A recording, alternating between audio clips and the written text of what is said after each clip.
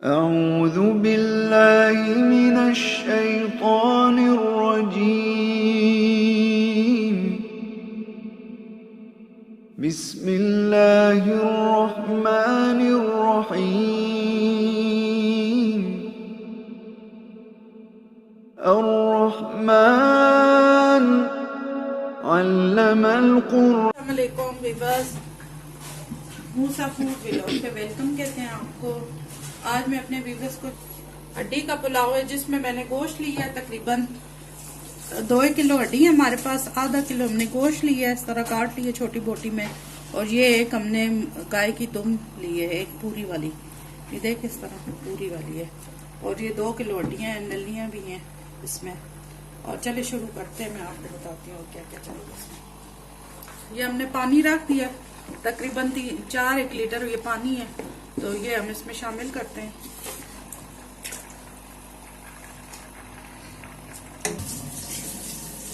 ये हमने अदरक और लहसुन का पेस्ट बनाया हुआ था, तो ये वो वाला है 1 चम्मच अदरक और लहसुन। ये साबुत गरम मसाला है जिसमें सारा गरम मसाला है। 1 चम्मच साबुत धनिया, 1 चम्मच पिसा हुआ धनिया, 2 चम्मच नमक के, ये हम इसमें शामिल कर देंगे। जी बस इसको हम तकरीबन 1-2 जोश दिलवा के, तो फिर उसके बाद हम कुकर का ढकना बंद करेंगे, क्योंकि इसलिए जोश दिलवाते हैं कि फिर ये यखनी जो है ना बाहर आती है कुकर से, तो इसलिए हम इसको जोश दे के फिर ढकना देंगे। उसके बाद हम तकरीबन 1.5 घंटा इसको पकाएंगे, फिर उसके बाद मैं बताऊंगी आगे क्या करना है। जी बस हमारी यखनी तैयार हो चुकी है गोश्त की और हड्डियों की। तो ये अपने तकरीबन 1 कप तेल डाला है इसमें, और ये हमने 2 दरमियाने साइज के प्याज काटे।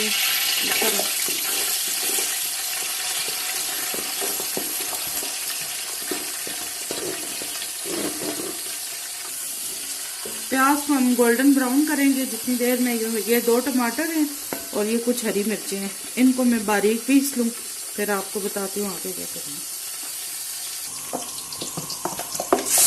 बस इसमें मैंने प्याज हल्के ब्राउन हो चुके थे, तो मैंने टमाटर और हरी मिर्चों का पेस्ट डाल दिया था ना। ये मैंने तकरीबन 1 कटोरी दही की ली है। इसमें जो है हम आधी चम्मच जो है लाल मिर्च का ले रहे हैं, और ये सूखा धनिया, और ये 2 चम्मच हमने नमक पहले भी डाले थे, आधा सा और डाल रहे हैं, फिर देख लेंगे। ये आधा सा चम्मच कुटी हुई मिर्च का, और ये गरम मसाला 1 चम्मच, ये अब हम उसमें शामिल कर रहे हैं। ये हम दही इसमें ये मसाले जो डाले ये शामिल कर रहे हैं।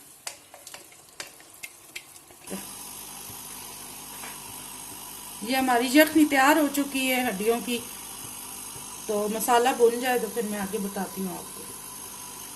बस ये मसाला भुन चुका है, अब हम इसमें यखनी और गोश्त डाल रहे हैं, तो पीछे हो जाओ।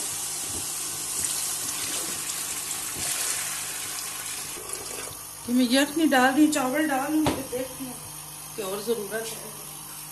ये चावल डाल रही हूँ, चावल मैंने तकरीबन आधा घंटा हो गया भिगोए रखे।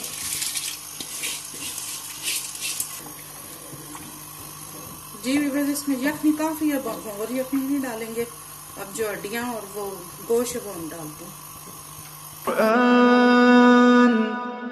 खलक़ल इंसान। ये 2 चम्मच जीरा है, ये हम डाल रहे हैं। गोश्त डाल दिया हमने सारा। अब पानी खुश्क हो जाए फिर मैं आगे बताती हूँ क्या करना।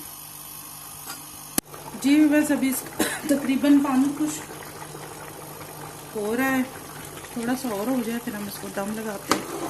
पानी खुश्क हो चुका है, अभी इसको हम दम लगा रहे हैं।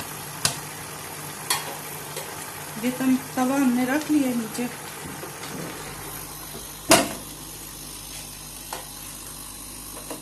इसको हम दम लगा रहे हैं, और इसके ऊपर जो हम वेट रख देंगे, तकरीबन 10 मिनट हाई चूल्हा रहेगा, उसके बाद 6 मिनट जो है स्लो रखेंगे। पुलाव हमारा तैयार हो चुका है और मूसा साहब पहुंच चुके हैं।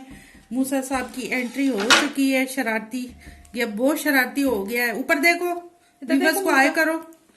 अभी इसको नाराज होना भी आ गया है, ये अब नाराज भी हो जाता है ना, इसको डांटते हैं तो। ऊपर देखो, इसको पता है मेरी बातें कर रहे हैं, देखा है, शर्मा रहा है। चले व्यूअर्स, पुलाव तैयार हो चुका है, अब सर्व करके बताऊं आपको। उई गरम है बेबी, इसको क्यों मार लगा रहे हो? जैसे कि मैंने पहले भी आपको बताया हुआ है कि पुलाव हो या बिरयानी हो, चूल्हे से उतार के उसकी थोड़ी भाप निकाल लें, फिर तब सर्व करें। माशाल्लाह माशाल्लाह।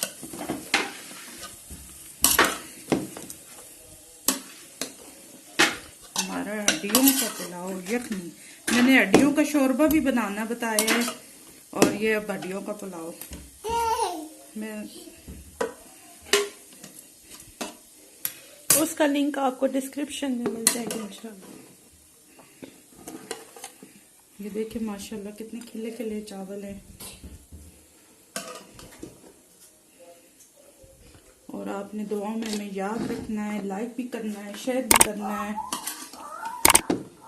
और जो है बना के घर वालों को खिलाना भी है। इस तरह का पुलाव चीज़ें सारी देखते हैं ना, घर वालों को ट्राई करवाया करें, फिर बना के फिर मज़ा आता है।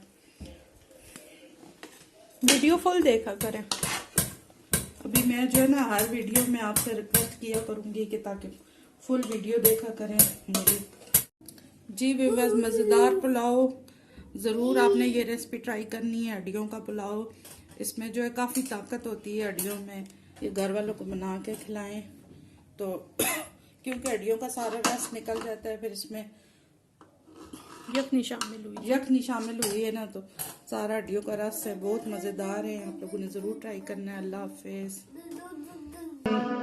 अल्लमहुल बयान अश्शम्सु वल क़मरु बिहुस्बान वन्नज्मु वश्शजरु यस्जुदान वस्समाअ रफ़अहा ववضअल मीज़ान अल्ला तطغوا في الميزان وأقيموا الوزن بالقسط ولا تخسروا الميزان